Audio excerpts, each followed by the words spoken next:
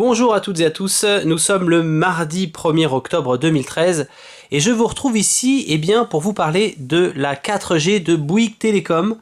Je ne sais pas si vous avez vu ma vidéo de l'année dernière, puisque l'année dernière j'avais fait strictement la même vidéo avec un iPhone 5 pour comparer Free Mobile en 3G et Sosh en 3G+.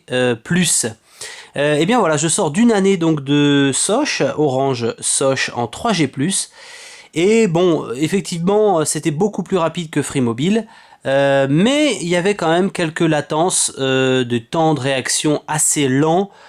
Parfois, on était avec des 200 ou 300 kilobits par seconde à peine.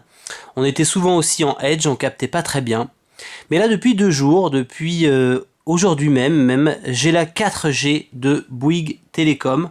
Et bien sûr, elle fonctionne sur l'iPhone 5. Alors pour ceux qui ne le savent pas, puisque Bouygues Telecom n'a pas le droit de communiquer officiellement sur le fait que la 4G fonctionne sur l'iPhone 5. Et on est nombreux, très nombreux, à posséder un iPhone 5, puisque, entre guillemets, entre parenthèses, l'iPhone 5S ne sert absolument à rien quand on a un iPhone 5.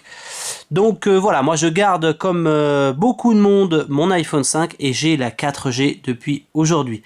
Alors je vais vous en parler tout de suite. Tout d'abord, je tiens à dire que je suis satisfait.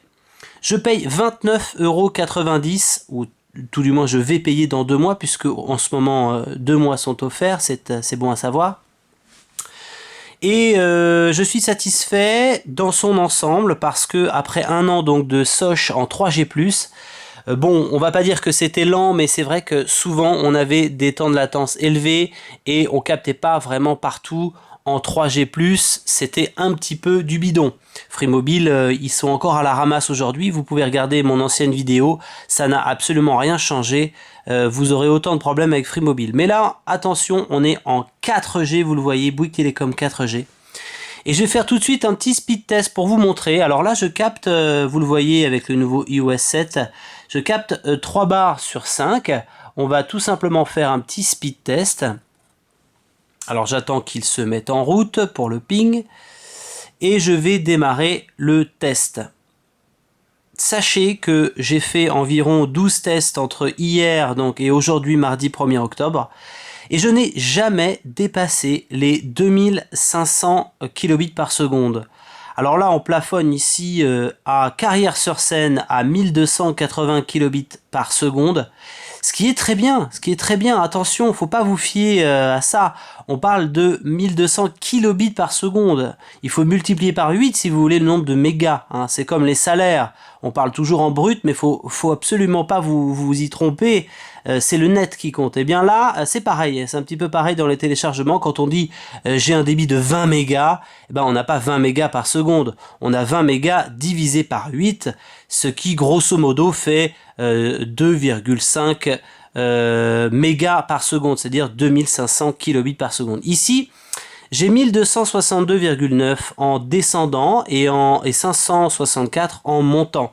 Alors si on regarde un petit peu tous les résultats que j'ai fait, entre Clichy-le-Valois, là où je travaille, et Houille, il y a de nombreuses villes, Bécon-les-Bruyères, Courbevoie, etc. J'ai même fait dans le train, en pleine vitesse, dans le trou, ce qu'on appelle le trou béant de Nanterre, où il n'y a pas de réseau. Je suis quand même arrivé à 342 kilobits par seconde, ce qui est pas mal.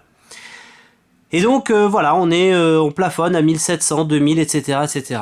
Moi, je suis satisfait. Pourquoi? Parce qu'avec Orange, en 3G, vous n'avez aucun opérateur qui propose ses débits partout. C'est-à-dire que là, la 4G, on peut se dire, on peut en attendre un petit peu plus, c'est vrai.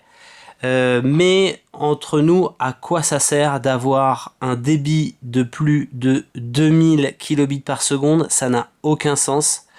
Moi, je peux vous faire une vidéo avec un iPhone 5 à 2000 kilobits par seconde ou un iPhone 5S à 20 000 kilobits par seconde. Ça va s'afficher quasiment instantanément dans les deux cas. Pourquoi? Parce que 2000 kilobits par seconde, c'est 2 mégas par seconde. Quand on va sur Internet, je vais vous le prouver tout de suite, on va aller sur Génération Technologie par exemple, ça s'affiche instantanément. Vous le voyez, il n'y a aucun problème. Ça va très vite. Par exemple, hop, on clique sur une page internet et direct ça s'affiche. Même si je suis en 4G à 2 bars, l'internet est absolument instantané. Et bien voilà, donc si vous êtes en train de regarder cette vidéo, n'hésitez pas à franchir le pas de la 4G avec Bouygues Télécom, ou même avec un autre opérateur, mais Bouygues Télécom, on capte absolument partout. En Île-de-France, vous avez une couverture vraiment énorme du réseau, et c'est bien égal en fait. Elle est bien répartie partout où on se trouve, que ce soit à Paris Saint-Lazare ou à Paris au Châtelet-Les Halles, j'ai aussi testé, ou même en périphérie, c'est-à-dire Nanterre, Courbevoie, Houille, Carrière-sur-Seine, etc. Eh bien, je peux vous dire que vous aurez le même débit partout. Donc le seul désavantage, eh bien, c'est que vous le voyez, il est à peine 16h55, j'ai pas regardé de vidéo, rien du tout, j'ai juste surfé sur le net et fait des tests un peu partout. Et ça bouffe de la batterie, c'est juste incroyable. Et mon iPhone 5 est comme neuf puisque je l'ai fait échanger il y a 2 jours par Apple, donc rien à voir avec l'ancienneté de l'iPhone. Qu'est-ce que je peux vous dire? Eh bien voilà, que c'est très rapide. Par exemple, si on tape, là on est carrément en 4G, mais si on tape eh bien Los Angeles, eh bien tac, ça s'affiche directement. C'est instantané, instantané la 4G. Pourtant regardez, vous le voyez, je suis entre 2 et 3 bars seulement. Mais tout ce qu'on fait sur l'iPhone 5 en 4G avec Bouygues Télécom est absolument instantané partout où on se trouve. Donc les speed tests c'est très bien, mais moi je peux vous dire que je suis très content parce que même en intérieur, et c'est ça là aussi qu'il faut savoir, c'est que 4G, la Bouygues Télécom 4G utilise une bande fréquence, vous le savez, qui était anciennement en Edge à 1800 MHz, et ça traverse bien les murs, c'est-à-dire que quand on est en intérieur, même dans une cave, eh bien on risque fortement de capter la 4G, ce qui est très très bien. Voilà, merci d'avoir regardé cette vidéo assez longue, mais en tout cas vous en savez un petit peu plus maintenant sur Bouygues Télécom à la 4G. Ma femme, elle reste pour l'instant chez Sosh en 3G+, puisque c'est vrai qu'elle n'a pas besoin, comme moi, de naviguer rapidement, d'écouter sa musique par exemple sur Spotify. Regardez un petit peu, il suffit de simplement hop, et c'est du direct, c'est-à-dire que d'un seul coup, où qu'on se trouve, on n'a même plus besoin d'enregistrer les musiques sur Spotify ou ailleurs si vous connaissez Spotify. Donc ça fait gagner de la place quand on a un iPhone où il n'y a pas beaucoup de gigas comme moi.